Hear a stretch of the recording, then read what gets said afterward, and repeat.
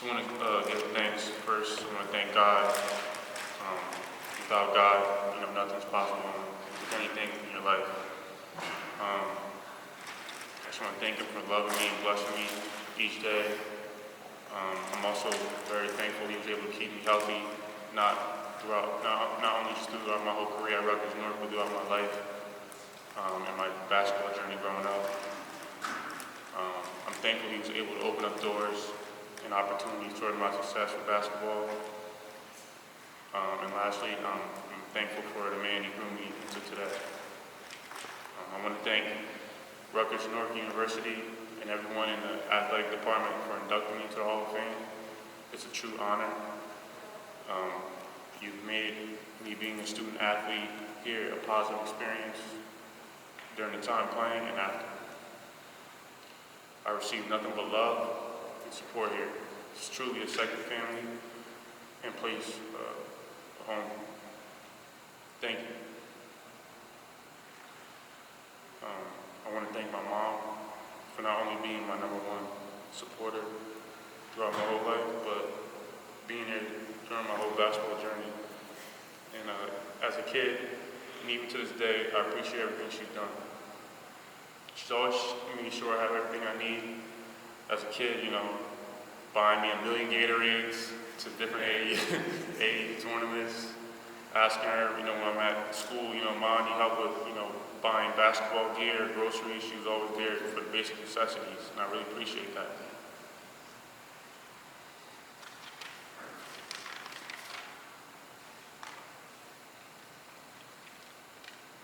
My father, being a former basketball player himself at Rutgers, New Brunswick, and Elizabeth High School during their prime years, he taught me a lot and enhanced my love for the game. I can remember him coaching all my Red games as a kid at Merrill Park and in Colonia. I remember the car rides home, him talking about what I needed to do and to build my confidence. I appreciate the times we played basketball in front of the house, laughing and joking, playing horse. Horses, if you miss a shot, you get a letter. And I remember I used to beat him, used to laugh. I appreciate all the summer leagues he would put me in. And I remember he used to always put me in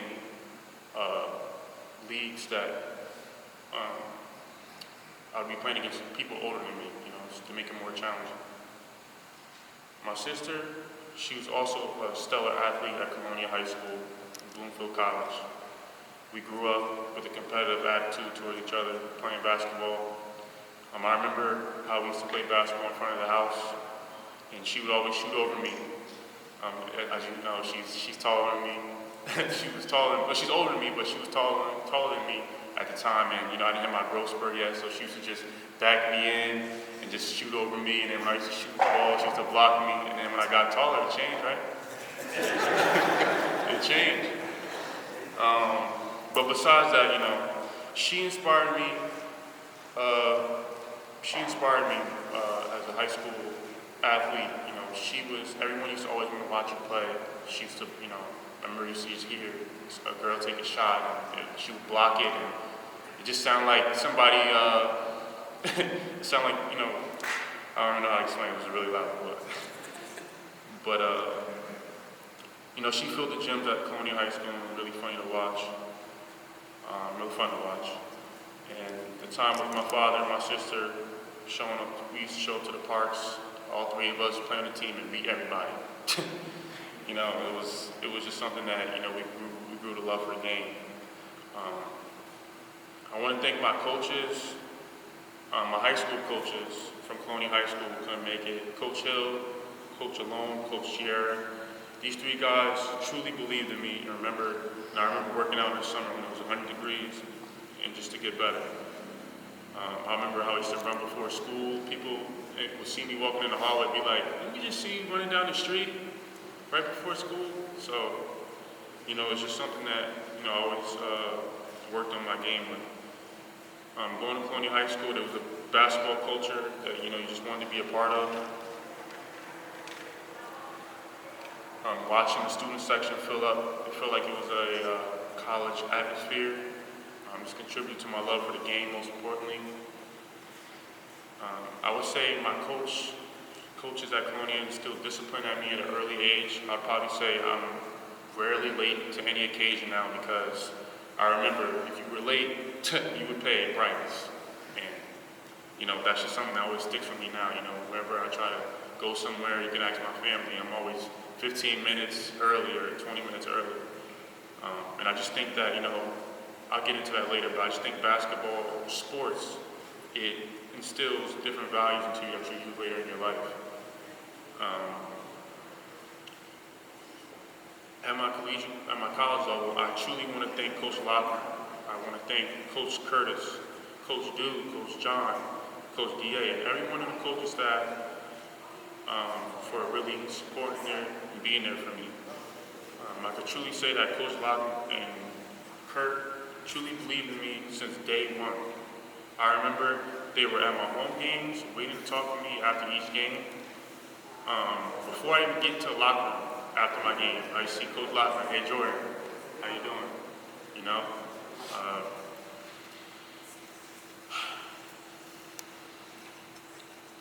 Transferring from Chestnut Hill and having my first practice, I told myself, what am I getting myself into?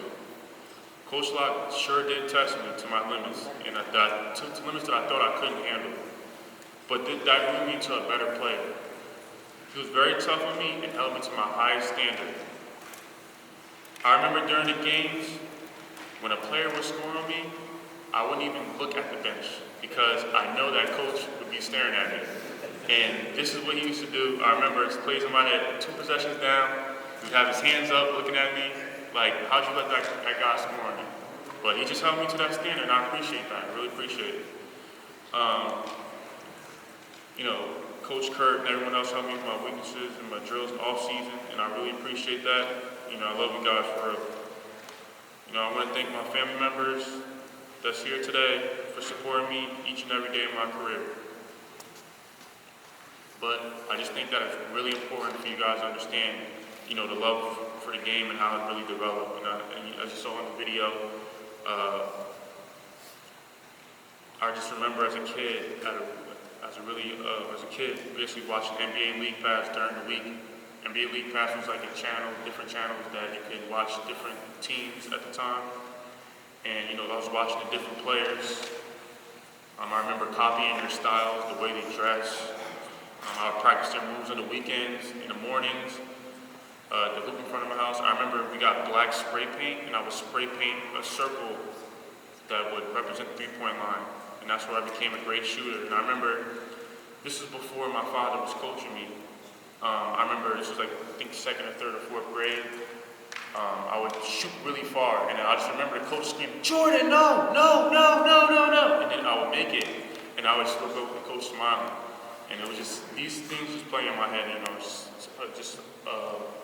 just how I started to love the game at an early age, And with anything, I had a lot of, accolades and a lot of great things, a lot of awards, but I just think it's also important to talk about the bad things in our life that created us into who we are and act as an alarm clock and as a fire routine. So I remember my father took me to my first tryout AAU team in South Jersey, and I didn't make it. And I remember how upset I was, and I told myself that I have to get better. I like to call these moments like adding logs to the fire and growing to be a better player. My sophomore year here at Rutgers North, I was not the best. I used that year to develop. I had a lot of bad games that may have cost my team, but I had a really bad ankle injury and setback right before my off-season into my junior year. I would say that would be my turning point, and I remember dedicating my diet, exercise training program, and I took my basketball skills seriously to come back the best. I still have a picture on my phone. I was telling the current players now that, in your off season, I know this year was the best season, but, you got to get in the gym. I have a picture on my phone that I took 1,000 jump shots, 200 from the corner, 200 in the wing, 200 top of the key, 200, 200. And the machine said 90, 99, 999. But my point is, if you really want it, you have to understand, you have to trust the process. Every day is not going to be your best. one of my favorite quotes is, I have this actually tattooed on my arms by Lance Armstrong, he says, "Pain is temporary. It may last a minute, an hour, or a day or a year, but eventually it will subside and something else will take its place. If I quit now, it will last forever." I live by this every day, and it's everything that I strive to achieve. So, passion, I would say, the love of this game is bittersweet. My passion for the game helped me play through injuries and adversity I'm facing with myself or the opposite team. I truly wanted to win, and the best way to prepare myself to help the team win. The game became an obsession to me.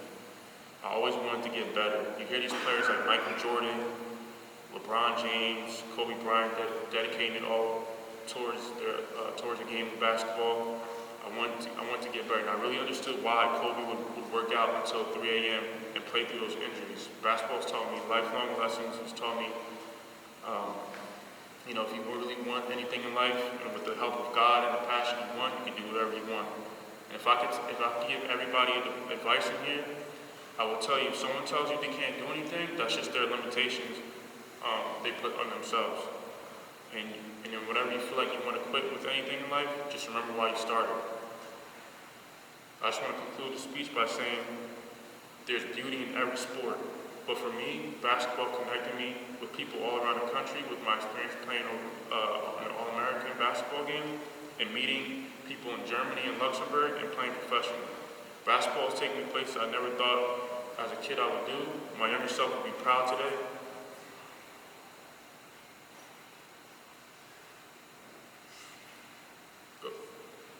Obtain this award.